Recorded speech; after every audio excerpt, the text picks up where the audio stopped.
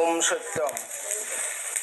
আমাদের এই প্রতি বৃহস্পতিবারের যে আমাদের প্রোগ্রাম অনুষ্ঠানের সঙ্গে সৎসঙ্গ, আজকের এই সৎসঙ্গে আমি সত্যায়তনের মহামন্দিরের প্রাণপুরুষ যোগজীবনানন্দজি স্বামীজির চরণে শতকোটি প্রণাম, সঙ্গে সঙ্গে সত্যায়তনের আচার্যকুলকে প্রণাম জানিয়ে আজকের এই অনুষ্ঠান এবং সৎসঙ্গ অনুষ্ঠানে উপস্থিত সকলকে আমার যথাযোগ্য সম্মান, শ্রদ্ধা, শুভেচ্ছা জানিয়ে আজকের এই সৎসঙ্গ অধিবেশনে সামান্য একটু আলোচনা করব। তো আমরা যে এই সৎসঙ্গে উপস্থিত হচ্ছি, সৎসঙ্গে আলোচনা চলছে অনেক দিন ধরে, দীর্ঘদিন ধরেই চলছে। আমরা প্রায় ঘুরে ফিরে একই রকম কথা সবসময় বলে আসছি এবং আমরা বলার চেষ্টা করছি যে আমরা যে কথাগুলি সপ্তর্ষি আমাদের জন্য রেখে গেছেন, যে উপদেশাবলী, আমরা সেগুলো শুনলে হবে না, আমাদেরকে সেগুলো কাজের মধ্যে ফুটিয়ে তুলতে হবে। মানে নীতি কথা শুধু জানা থাকলেই চলবে না, কাজের মধ্যে সেই নৈতিকতাকে আমাদের ফুটিয়ে তুলতে হবে। এ কথা আমরা বারবার বলছি। আমরা আশা করছি এর মধ্যে কিছু কিছু আমরা উন্নতি করতে পারছি। আমাদের দৈনন্দিন কাজকর্মের মধ্যে আমরা সেগুলোকে আশা করছি যে সেগুলো আমরা ফলো করতে পারছি এবং সেগুলো আমরা সদা সর্বদা মনে রাখতে পারছি। যদি আমরা সেই কথাগুলো মনে রেখে আমাদের যে দৈনন্দিন সংসার জীবন, সমাজ জীবন, সবের মধ্যে দৈনন্দিন জীবন জীবিকা, সবের মধ্যে যদি সেগুলোকে আমরা কার্যকরী করতে পারি, তবেই আমাদের এই সৎসঙ্গে আলাপ আলোচনা, সপ্তর্ষির কথা, তবেই তার সার্থকতা। নতুবা আমরা শুনলে আমার চলে গেলাম, ভুলে গেলাম, আবার যেমন ছিলাম সেরকমই করছি। তা করলে কিন্তু আমাদের এই সৎসঙ্গের যে মূল উদ্দেশ্য সেটা কিন্তু সাধন হবে না। এবং আমাদের এই যে কথাগুলো সপ্তর্ষি বলেছেন জীবন পথের আলোতে অতি সহজভাবেই বলেছেন, কিন্তু সহজভাবে বললেও সেই কথাগুলি পালন করা অত্যন্ত কঠিন। খুব মন থেকে, মনের দৃঢ়তার সঙ্গে যদি আমরা সেগুলোকে গ্রহণ করে করবই এরকম প্রতিজ্ঞা বা পণ করে থাকি, তবেই আমরা এগুলো করতে পারবো। নাহলে প্রতি পদক্ষেপেই বিভিন্ন সময়ে বিভিন্ন অবস্থাতে আমাদের কিন্তু ওগুলোর থেকে পদস্খলন হওয়ার সম্ভাবনাই বেশি। হয়তো আমরা কথাগুলো জানি, কিন্তু জেনেও মন যেন আমাদের নিজের বশে নাই, ফলে আমরা সব সময় ভুল করে ফেলছি। সেই জন্যে আমাদেরকে কি করতে হবে, যে ওই ভুল যাতে না করি তার জন্যে সপ্তর্ষি আমাদের যে অভ্যাস যোগ দিয়েছেন সেটা যদি আমরা সঙ্গে সঙ্গে করতে পারি, তাহলেই ওনার এই যে কথাগুলো, সেই কথাগুলো আমরা যথারীতি পালন করে চলতে পারবো এবং সেগুলো আমরা কাজের মধ্যে ফুটিয়ে তুলতে পারবো। নতুবা এই কথাগুলো পালন করা কিন্তু অত সহজ নয়। সেই জন্য আমাদেরকে অভ্যাসের মধ্যে যদি আমরা থাকি, তাহলে ধীরে ধীরে ধীরে ধীরে পরিবর্তন হবে, একদিনে তো হবে না। সুতরাং আমরা সেই দিকেই অগ্রসর হওয়ার চেষ্টা করব। আমরা যারা সত্যাশ্রয়ী, আগের দিনে জ্ঞানের কথা হচ্ছিল যে আমাদের মূল লক্ষ্যই হচ্ছে আত্মজ্ঞান। আমি কে, আমাদের সেইটা জানা। সেইটা যদি আমরা জানতে পারি, আত্মজ্ঞান আমরা লাভ করতে পারি, তাহলে এই যে কথাগুলো, এই যে উপদেশাবলী, সেগুলো আমাদের পালন করা বা গ্রহণ করতে আমাদের কোনো অসুবিধা হবে না। আপনা আপনি আমাদের অসত্যে অরুচি আসবে এবং সত্যে আমাদের সবসময় রুচি থাকবে এবং সব সময় আমরা সত্যের পক্ষেই থাকব। যদি আমরা সেই সুতো ধরে রাখতে পারি, সপ্তর্ষির নির্দেশিত যে অভ্যাস যোগ, যারা আমরা সত্যাশ্রয়ী, যারা সেটা গ্রহণ করেছি, তারা যদি আমরা আচার্যের নির্দেশ মতো যেখানেই অসুবিধা হোক সেগুলোর সেই সমস্যার অসুবিধার সমাধান করার জন্য আমাদের আচার্য মহাশয় আছেন, তিনি আধ্যাত্মিক বিষয়টা পুরোপুরি দেখেন। সুতরাং আমাদের সেই দিকে লক্ষ্য থাকবে যে আমরা যাতে সেই দিকে অগ্রসর হতে পারি এবং কোনো সুবিধা অসুবিধা যাই হোক সেটা আমাদের বর্তমান যিনি আচার্য আছেন তার কাছে সেটা আমরা প্রকাশ করব সম্পূর্ণ ব্যক্তিগতভাবেই এবং তার সমাধান করে আমরা এই পথে অগ্রসর হতে পারব। তো আজকে আমি এই আমাদের জীবন পথের আলোর থেকেই কয়েকটি বাণী একটু পাঠ করব। যে প্রলোভন দমন করতে পারে না সে মনুষ্য সমাজের অযোগ্য। পাশব প্রবৃত্তি মানব চিত্তে সুপ্ত থাকে। প্রলোভনকে সামান্য প্রশ্রয় দিলেই সেই সুপ্ত প্রবৃত্তি প্রকট হওয়ার পথ পায়। লোভী পাপের জনক। লোভ, ক্রোধ, কাম এই তিনকে কষাঘাত করেও দমন করতে হবে।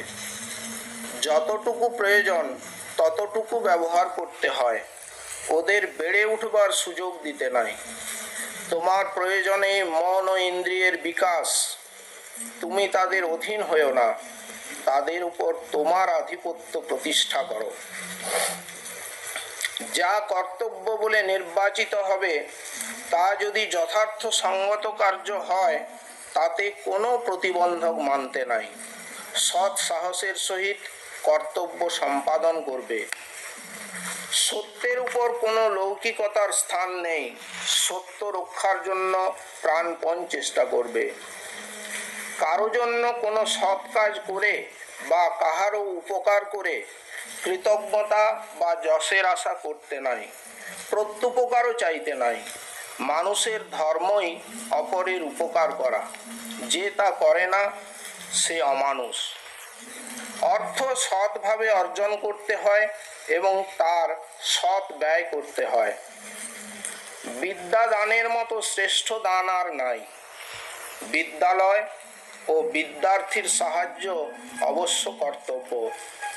এই কর্তব্য করবে সমগ্র জীবন, যতটুকু তোমার যোগ্যতায় কুলায়। জ্ঞান দানকেই প্রকৃত উপকার বলে। দেশের ও দশের হিতজনক কাজই যথার্থ সৎ কাজ। গঠনমূলক কাজ, জাতি গঠন বা দেশ গঠন যাই বলো না, সকলেরই গোড়াপত্তন হবে শিক্ষায়তনের মাধ্যমে। কাজেই সুশিক্ষা প্রচারকল্পে আত্মনিয়োগ করো সকল কাজের আগে। জগতে সবই নশ্বর, একমাত্র সৎ অনুষ্ঠানের কীর্তি চিরস্থায়ী। যদি অমর হতে চাও তো সৎ হও, শিক্ষক হও, আদর্শ চরিত্রবান হও। আশ্রিতের প্রতি সদয় ব্যবহার করা সঙ্গত। কাউকে অবজ্ঞা করতে নেই। আশ্রিতকে অনুগৃহীত মনে না করে তার কাছে কৃতজ্ঞতার দাবি না রেখে তুমি তার কাছে কৃতজ্ঞ হও, যেহেতু সে তোমায় সদাশয় এবং বদান্য হওয়ার সুযোগ দিয়েছে। নিজের ভুল বুঝতে পারলে তা স্বীকার করাই উচিত। ভুল ঢাকতে গিয়ে ছলনা করা উচিত নয়, তাতে নিজের ক্ষতি হয়। অর্থ মিতব্যয় দ্বারা সুরক্ষিত হয়, যোগ্য ব্যবহারে বর্ধিত হয়, সৎ কার্যে ব্যয় দ্বারা সার্থক হয়। নিজের ভোগ তুচ্ছ করে অপরকে সুখী করাই মানুষের কর্তব্য। স্বার্থ ত্যাগ না করলে প্রকৃত শান্তি পাওয়া যায় না। বড় লোকের চাল রক্ষা করতে গিয়ে আলস্য বা অনাবশ্যক বিলাসের প্রশ্রয় দেওয়া ভালো নয়, তাতে অর্থ ও স্বাস্থ্য দুই নষ্ট হয়। তাহলে এই যে কয়েকটি বাণী পড়লাম, এর মধ্যে অত্যন্ত সব গুরুত্বপূর্ণ কথা লেখা আছে। প্রথম যে বাণীটি পড়েছি, যে প্রলোভন দমন করতে পারে না সে মনুষ্য সমাজের অযোগ্য।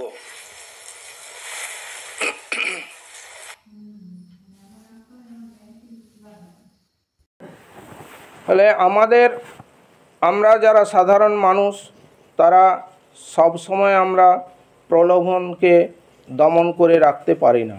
সুযোগ পেলেই আমরা সেটা গ্রহণ করে ফেলি। এবং সপ্তর্ষি বলেছেন যে প্রলোভনকে দমন না করতে পারে সে মনুষ্য সমাজের থাকারই উপযুক্ত নয়, অযোগ্য মনুষ্য সমাজের। পাশব প্রবৃত্তি মানব চিত্তে সুপ্ত থাকে। প্রলোভনকে সামান্য প্রশ্রয় দিলেই সেই সুপ্ত বৃত্তি প্রকট হওয়ার পথ পায়। লোভী পাপের জনক। দেখুন, আমরা এই বইয়ে এক জায়গায় উনি লিখেছেন যে আমাদের প্রত্যেক মানুষের মনের দুটো দিক আছে, একটা দেবতা আর একটা শয়তান। এ প্রত্যেক মানুষের এর মধ্যেই আছে। তো আমরা যদি সৎ পথে থাকতে পারি, সত্যকে আশ্রয় করে চলতে পারি, তাহলে আমাদের এই যে শয়তান সে সবসময় ঘুমিয়েই থাকবে। কিন্তু আমাদের ওই যে আমরা যদি এই সত্যের অনুশীলন না করি, তাহলে আমাদের মধ্যে তো দেবতা শয়তান দুটোই রয়েছে। সুতরাং সুযোগ পেলেই, যখন আমি কোনো একটা আমার সামনে উপস্থিত হয়েছে একটা লোভের বিষয়, যেটা পেলে হয়তো আমি লাভবান হতে পারবো, তখন যারা আমরা সাধারণভাবে থাকি, হয়তো সত্যের পথে আছি, তাদের মনে একটা দ্বন্দ্ব তৈরি হয় যে আমি এটা আমার নেওয়া ঠিক কি ঠিক না। এই যে দ্বন্দ্ব, এই লড়াই যখন চলতে থাকে মনের মধ্যে, তখন আমরা সেই লড়াই করতে করতে করতে করতে যদি এমন কারো মন দুর্বল হয়ে যায় যে এটা তো সবাই গ্রহণ করছে, আমি করলেই দোষ কি, এই যদি হয়ে যায়, তার ফলে কী হলো, আমি তখন গ্রহণ করেই ফেললাম শেষ পর্যন্ত। এইটাকে বলে আমাদের মনের মধ্যে আত্মপ্রবঞ্চনা হয়ে গেল। সেই জন্যে সপ্তর্ষি আরেক জায়গায় বলেছেন যে দেবতা আর শয়তানে সবসময় যুদ্ধ হওয়া ভালো, সন্ধি হলে মহাবিপদ, সন্ধি যেন না হয়। এই যে আমি সকলেই গ্রহণ করছি, আমি করলেই আর কি দোষ হবে, এই যে হলে, এই যে মনের মধ্যে উদয়টা হলো, মন লড়াই করে করে আর পারল না, সারেন্ডার করে ফেলল, এইটাই হলো আত্মপ্রবঞ্চনা। তখন আমরা সেই লোভকে গ্রহণ করলাম, তাতে আমার হয়তো সাময়িক কিছু লাভ হলো, কিন্তু অচিরে তার ক্ষতিই হবে, ভবিষ্যতে তার ক্ষতির সম্ভাবনাই বেশি। কারণ সে যদি প্রকৃত সত্যের পথে থাকে, সে ওই লোভকে দমন করতে না পারা, তার শিক্ষা কোনো কাজে লাগলো না। সেই জন্য আমি আগেও বলেছি, আমাদের এই যে ভারতবর্ষ এত বড় দেশ, সেখানে বড় বড় রথী মহারথীরা দুর্নীতি করছে, চুরি করছে। কেন না, তারা প্রলোভনকে, লোভকে জয় করতে পারছে না। তারা পুঁথিগত বিদ্যায় অনেক বড় বড় শিক্ষিত হয়েছে, কিন্তু লোভকে সম্বরণ করার যে শিক্ষা, সেই সত্যের শিক্ষা তাদের মধ্যে নেই। তার জন্যে তাদের হয়তো টাকার প্রয়োজনও নাই, তবু তারা চুরি করছে। তো সেই রকম আমাদের এই প্রলোভনকে যদি আমরা একটু প্রশ্রয় দিই, যত অসুবিধাই হোক আমাদের, আমরা যদি কড়াভাবে থাকতে পারি যে না, আমার যত অসুবিধাই হোক আমি ওটা গ্রহণ করব না, তাহলে আমি ঠিক আছি, তার ভবিষ্যতে ঠিকই থাকবে। তার সাময়িক যে কষ্ট, সেটাকে সে যদি জয় করতে পারে, তাহলে কোনো অসুবিধা নাই। কিন্তু একটু সুযোগ পেলেই এই যে সুপ্ত বৃত্তি মানুষের মনের মধ্যে রয়ে গেছে, সেটা কিন্তু প্রকট হবে। আমরা এরকম প্রচুর ঘটনা সমাজে দেখতে পাচ্ছি, যারা ওই সামান্য একটু সুযোগ পেয়েই তারা তখন সেটাকে একবারে প্রবল প্রকট আকার করছে, এবং তারপর তার আর সে একটা লাইসেন্স পাওয়ার মতো হয়ে গেল, সে পরপর তারপর ওই ধরনের কাজ করেই চলছে। সুতরাং উনি বলেছেন যে লোভই পাপের জনক। লোভ যদি আমার জন্মে যায়, তাহলে তার থেকেই পাপের উৎপত্তি, অন্য কিছুই নয়। লোভ, ক্রোধ, কাম, এই তিনকে কষাঘাত করেও দমন করতে হবে। যতটুকু প্রয়োজন ততটুকুই ব্যবহার করতে হয়, ওদের বেড়ে উঠবার সুযোগ দিতে নাই। তোমার প্রয়োজনেই মন ও ইন্দ্রিয়ের বিকাশ, তুমি তাদের অধীন হয়েও না, তাদের উপর তোমার আধিপত্য প্রতিষ্ঠা করো। বিরাট গুরুত্বপূর্ণ কথা। এই কথা মানে ফুটিয়ে তোলা অত সহজ ব্যাপার নয়। এখানেও ঘুরে ফিরে সেই আমরা যদি সাধন অভ্যাস, যোগাভ্যাস করতে পারি, কত বড় কথা উনি বলেছেন। লোভ, কাম, ক্রোধকে কষাঘাত করেও দমন করতে হবে, জোর করেও দমন করতে হবে। কিন্তু সম্পূর্ণ তো এর থেকে নিবৃত্তি হবে না, তাকে দমন করতে হবে। কি করে দমন করবেন সেটাও বলে আছেন যে এদের যতটুকু প্রয়োজন, প্রত্যেক ইন্দ্রিয়েরই আমাদের কাজ আছে, সেই ইন্দ্রিয়ের কাজ আমাদের যেটুকু প্রয়োজন ততটুকুই করা উচিত, তার থেকে বেড়ে উঠবার সুযোগ দিতে নাই। কারণ আমার প্রয়োজনেই মন আর ইন্দ্রিয়ের বিকাশ। এবারে আমাদের কি হয় যে ইন্দ্রিয়ের তাড়নায় আমরা পরিচালিত হয়ে যাই, সেইটাই হচ্ছে একটা ভয়ঙ্কর বিপদের জায়গা। কিন্তু উনি কি বলেছেন যে তুমি তাদের অধীন হইও না, তাদের উপর তোমার আধিপত্য প্রতিষ্ঠা করো। তাহলে এই যে ইন্দ্রিয় আমাদের মনের মধ্যে রয়েছে, সেই ইন্দ্রিয়ের উপর আধিপত্য প্রতিষ্ঠা করাও, সেটা কি এমনি এমনি হবে? হবে না। আমরা যদি সেই মনের সঙ্গে মনের দৃঢ়তার সঙ্গে যদি আমরা সাধন অভ্যাস যোগ অভ্যাসে থাকতে পারি, তবেই ওই ইন্দ্রিয়ের উপর আমার আধিপত্য প্রতিষ্ঠা করতে পারবো এবং ইন্দ্রিয় আমার কথা মতো চলবে, ইন্দ্রিয়ের কথা মতো আমরা চলব না। কিন্তু এটা অত্যন্ত গুরুত্বপূর্ণ এবং এই ব্যাপারটা হচ্ছে যে আমরা যারা যোগী যদি না হওয়া যায়, সাধন অভ্যাস না করা যায়, তাহলে এটা কিন্তু কোনোভাবেই সাধারণ বুদ্ধি দ্বারা এটা সম্ভব নয়। মানুষের সুযোগ পেলে লোভ, কাম, ক্রোধ সবই জেগে ওঠে। সুতরাং আমাদেরকে সেই সাধন অভ্যাসের পথেই থাকতে হবে। যা ওঙে উঠে গেল, তা সাধারণ মানুষের পক্ষে সম্ভব নয়। সেই জন্যে এই যে রিপুগুলো, এদেরকে নিয়ন্ত্রণ করার যে শিক্ষা, সেই শিক্ষা আমাদেরকে নিতে হবে। এই নিয়ন্ত্রণ করতে গেলে আমাদেরকে অভ্যাস যোগ ছাড়া আমরা একে নিয়ন্ত্রণ করতে পারি না সাধারণভাবে। যা কর্তব্য বলে নির্বাচিত হবে, তা যদি যথার্থ সঙ্গত কার্য হয়, তাতে কোনো প্রতিবন্ধক মানতে নাই। আমরা সমাজে বাস করছি, সংসারে বাস করছি, যদি দেখা যায় যে আমার এইটা একটা সামনে আমার কর্তব্য এসে উপস্থিত হয়েছে, আমি যদি বিচার করে দেখি যে এই কর্তব্যটা আমার একান্তই পালন করা উচিত, তাহলে এবং এই কর্তব্যটা পালন করার যথার্থ সঙ্গত কারণ রয়েছে, সেক্ষেত্রে উনি বলেছেন কোনো প্রতিবন্ধক, কারু বাধা যেন আমরা না মানি, সৎ সাহসের সঙ্গে সেই কর্তব্য সম্পাদন করি। সমাজে অনেক ক্ষেত্রে এর উল্টো ছবি দেখা যায়। যখনই দেখা যায় যে একটা সঠিক কর্তব্য উপস্থিত, তখনই অনেকেই পশ্চাৎপসরণ করে, অনেকেই পিছিয়ে যায়, সেদিক থেকে মুখ ফিরিয়ে নেয়, এবং সেটা সংসারেও ঘটে, সমাজেও ঘটে। কিন্তু উনি বলেছেন যে আমাদেরকে সৎ সাহসের সঙ্গে সেই কর্তব্য সম্পাদন করতে হবে।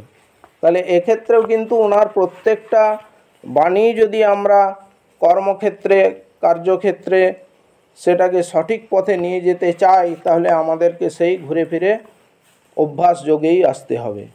সত্যের উপর কোনো লৌকিকতার স্থান নেই, সত্য রক্ষার জন্য প্রাণপণ চেষ্টা করবে। সত্যের কাছে কোনো কিছু বাধা করলে চলবে না, যত বাধাই আসুক, সত্যকে আমাদেরকে প্রাণপণ চেষ্টা করে সত্য রক্ষা করতে হবে। কারো জন্য কোনো সৎ কাজ করে বা কাহারও উপকার করে কৃতজ্ঞতা বা যশের আশা করতে নাই, প্রত্যুপকারও চাইতে নাই। মানুষের ধর্মই অপরের উপকার করা, যে তা করে না সে অমানুষ। সকলেই বুঝতে পারছেন। কিন্তু এর বিপরীতমুখী লোকই বেশি দেখা যায়। আমরা কি করি, আমরা কোনো একটা কেউ বিপদে পড়েছে, সে আমার সাহায্য চেয়েছে, আমি তাকে সাহায্য করলাম ঠিকই, কিন্তু আমাদের মনে মনে সব সময় যে সে যেন আমার কাছে সবসময় কৃতজ্ঞ থাকে, এইটা আমাদের মনে মনে ধারণা থাকে। এবং যশের আশা করতে উনি বারণ করেছেন। বেশিরভাগ মানুষই আমরা কারো উপকার করলে মনে মনে ভাবি যে সে সবার কাছে আমার নাম করবে, আমার যশ করবে। এই যে যশের আকাঙ্ক্ষা আমাদের মানুষের, এটা ভয়ঙ্কর ক্ষতিকর। এবং আমরা আরেকটা মনে করে থাকি যে আমিও আর উপকার করেছি, নিশ্চয়ই সে আমার উপকার করবে। কিন্তু উনি বলেছেন প্রত্যুপকারও চাইতে নাই। মানুষের ধর্মই অপরের উপকার করা, যে তা করে না সে অমানুষ। মানুষকে আর কাউকে সমস্যায় পড়লে তাকে সাহায্য করে আমি যদি মনে করি যে সে প্রয়োজনে আবার আমি ডাকলেই আমার কাজটি করে দেবে, বা সবসময় আমার কাছে কৃতজ্ঞ হয়ে থাকবে, মাথা নিচু করে থাকবে, বা সে চারদিকে আমার নামে ঢাক পেটাবে, এটা কিন্তু খুব ক্ষতিকর। এবং এটা আমাদের এই সত্যের পথে এটা খুব অন্তরায়। মানুষের ধর্মই অপরের উপকার করা, এবং উপকার করব সে তো আবার আমি 5 জনকে বলবো কি যে আমি ওর উপকার করলাম, লোককে বলে বলে বেড়াবো। অনেকে আছে আবার নিজে নিজেই প্রচার করে যে আমি ওর এই করলাম সেই করলাম, কিন্তু এটা করা ঠিক না। অর্থ সৎভাবে অর্জন করতে হয় এবং তার সৎ ব্যয় করতে হয়। আমরা সবসময় আমাদের যে শিক্ষা, তাতে বলাই আছে যে আমাদের সত্যায়তনের কোনো কড়াকড়ি কিছু ব্যাপার নেই, আমাদের সব পথ মানে সংসার জীবন সম্পূর্ণভাবে সব পালন করবে, কিন্তু সততা বজায় রেখে। এবং উপার্জন, সংসারে চলতে গেলে, জীবন ধারণ করতে গেলে আমাদের অর্থের প্রয়োজন, উপার্জন করতেই হবে, কিন্তু সেই উপার্জন আমরা সৎভাবে করব এবং তার সৎ ব্যয় করব, ব্যয়টাও যেন সৎ হয়। আমরা যেন সংসার প্রতিপালনের দোহাই দিয়ে কোনো অসৎভাবে কোনো অর্থ উপার্জন না করি। বিদ্যা দানের মতো শ্রেষ্ঠ দান আর নাই। বিদ্যালয় ও বিদ্যার্থীর সাহায্য অবশ্য কর্তব্য। এ কর্তব্য করবে সমগ্র জীবন, যতটুকু তোমার যোগ্যতায় কুলায়। দেখুন, সবচেয়ে বড় হচ্ছে যে জ্ঞান। তো এই জ্ঞান বিভিন্নভাবে আছে, বিভিন্ন বিষয়ের প্রত্যেক এক একটা আমাদের যে ব্যবহারিক জগৎ, সেখানেও প্রত্যেকটা যে যে বিষয়ে পারদর্শী সে সেটা জ্ঞান অর্জন করেছে। সুতরাং আমাদের সর্ববিষয়ে জ্ঞান থাকে। আমাদের এখানে চর্চা হচ্ছে আত্মজ্ঞানের। তো আমাদের সপ্তর্ষি তাঁর ভাবনায় যে বিদ্যালয় স্থাপন করেছিলেন, সেখানেও এই সমস্ত শিক্ষা যাতে সমভাবে পায়, আধ্যাত্মিক শিক্ষা সহ, সেই উদ্দেশ্য নিয়েই তিনি এখানে বিদ্যালয় স্থাপন করেছিলেন। এবং তিনি নিজে সেই সময়তে ক্লাসে গিয়ে আধ্যাত্মিক বিষয়ে ক্লাস নিতেন। তো যে কোনো বিষয়ের শুরু হবে বিদ্যালয় থেকে, সে ব্যবহারিক বিদ্যালয় হোক, সে ধর্মীয় বিদ্যালয় হোক, সব কিছু বিদ্যালয় থেকেই শুরু। সুতরাং এবং বিদ্যার যে দান, সেই বিদ্যা দান হচ্ছে শ্রেষ্ঠ দান। তাহলে বিদ্যালয় আর বিদ্যার্থীর সাহায্য উনি বলেছেন সারা জীবন করার কথা। যার যেমন যোগ্যতায় কুলাবে সেটুকুই সাহায্য সহযোগিতা করবে। জ্ঞান দানকেই প্রকৃত উপকার বলে। সত্যায়তনে সবসময় জ্ঞান দান করার ব্যবস্থা আছে আমাদের, যে পরম্পরাগতভাবে চলে আসছে আধ্যাত্মিক বিষয়ে। এবং যে বিদ্যালয়গুলো, সেখানেও শিক্ষা দান করা হয়। এইটা হচ্ছে সবচেয়ে মূল দান। কারণ যদি আমাদের চেতনা না হয়, তাহলে আমরা এইসব কথা তো বলেও কোনো লাভ হবে না। সেই জন্য আমাদের শিক্ষাটা প্রধান প্রয়োজন। দেশের ও দশের হিতজনক কাজই যথার্থ সৎ কাজ।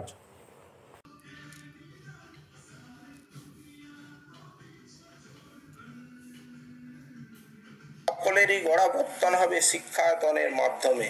কাজেই সুশিক্ষা প্রচারকল্পে আত্মনিয়োগ করো সকল কাজের আগে। দেখুন, আমরা সবসময় বলেছি যে আমাদের যে কাজগুলো হবে, সে কাজ দেশের দশের হিতজনক, সবার যাতে মঙ্গল হয়। আমি যদি 5 জনের মঙ্গল করতে পারি, সেটাও আমার বিশ্বের একটা বড় অঙ্ক। উনি বলেছেন কেউ ক্ষুদ্র নয়। সুতরাং আমরা আমাদের এই যে দশের দশে হিতজনক যে কাজগুলো করা, যাতে সকলের ভালো হয়, সেগুলোই হচ্ছে অ্যাকচুয়াল সৎ কাজ। গঠনমূলক কাজ, জাতি গঠন বা দেশ গঠন যাই বলো না, সকলেরই গোড়াপত্তন হবে শিক্ষায়তনের মাধ্যমে। বিদ্যালয় এবং শিক্ষায়তনেই সমস্ত এই ধরনের কাজের যে শিক্ষা, সেগুলো বিদ্যালয় থেকেই শুরু হবে। কাজেই সুশিক্ষা প্রচারকল্পে আত্মনিয়োগ করো সকল কাজের আগে। সুতরাং এই কাজে সকলকে সাধ্যমতো আত্মনিয়োগ করতে বলেছেন উনি। জগতে সবই নশ্বর, একমাত্র সৎ অনুষ্ঠানের কীর্তি চিরস্থায়ী। যদি অমর হতে চাও তো সৎ হও, শিক্ষক হও, আদর্শ চরিত্রবান হও। দেখুন, জগতে আমরা জানি, আমরা অনেক সময় কথা বলি যে জগতে সবই নশ্বর, কারণ কিছুই থাকবে না। আমাদের এই দেহ একদিন, প্রত্যেককেই আমরা যখন জন্মেছি সবাইকে একদিন চলে যেতে হবে।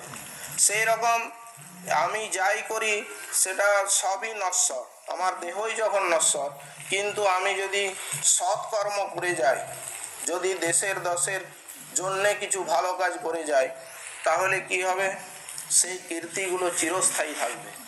সেই মানুষ যখন না থাকবে, তখনও সবাই তাকে স্মরণ করবে যে না, ও এই কাজগুলো করে গেছিল, এগুলো সবার সমাজের কাজে লাগছে। সুতরাং আমরা যদি বুঝি যে আমাদের কোনো ভ্যালুই থাকবে না, আমার দেহই থাকবে না, আমি তো কিছুই দেখতে পাবো না, সুতরাং আমি যদি ভালো কাজ করে যাই, তাহলে আমার একটা প্রভাব থাকবে। সেই জন্যে উনি বলেছেন জগৎ একমাত্র সৎ অনুষ্ঠানের কীর্তি চিরস্থায়ী, তাই সকলকে সৎ হতে, শিক্ষক হতে, আদর্শ চরিত্রবান হতে উনি উপদেশ দিয়েছেন। আশ্রিতের প্রতি সদয় ব্যবহার করা সঙ্গত, কাউকে অবজ্ঞা করতে নেই। আশ্রিতকে অনুগৃহীত মনে না করে তার কাছে কৃতজ্ঞতার দাবি না রেখে তুমি তার কাছে কৃতজ্ঞ হও, যেহেতু সে তোমার সদাশয় ও বদান্য হওয়ার সুযোগ দিয়েছে। সমাজে আমাদের ঠিক এর উল্টোই ঘটে থাকে।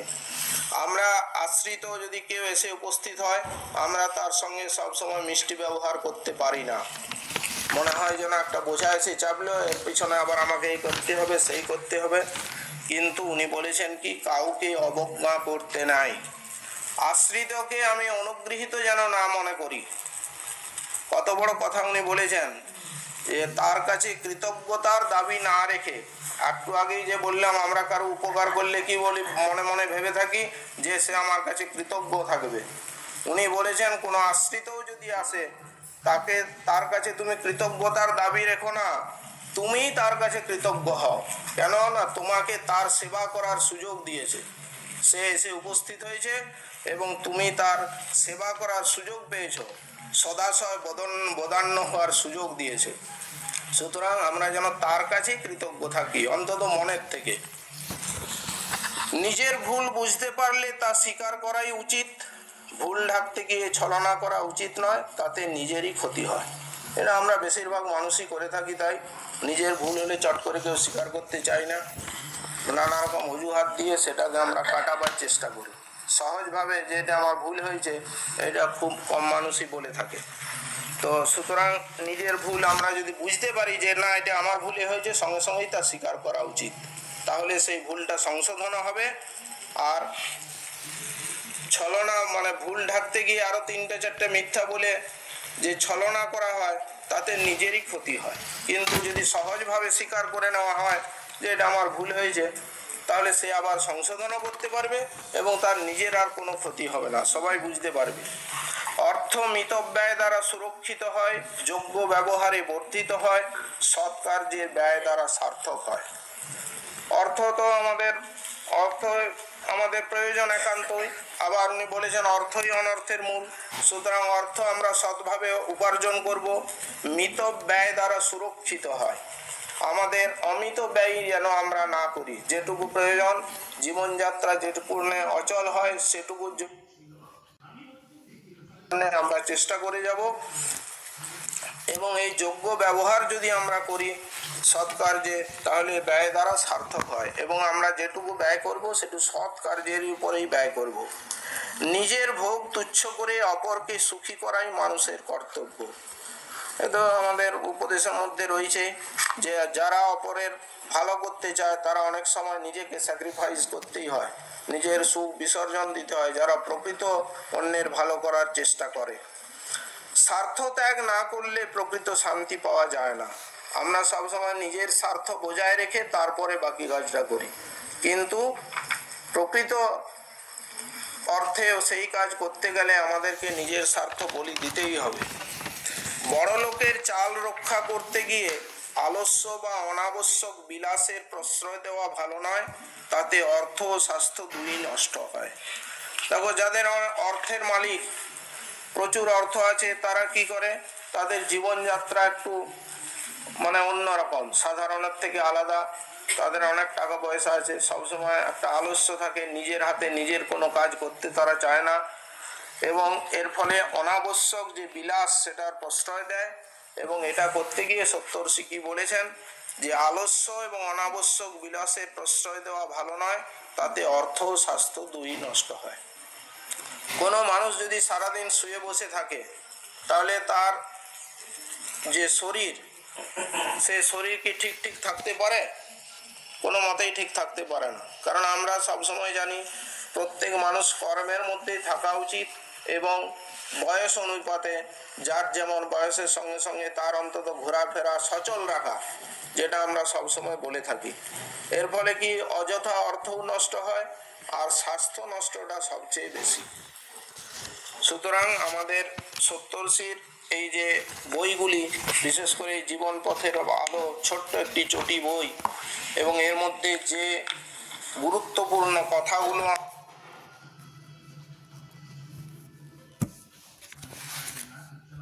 আদর্শ মানব হতে পারবো।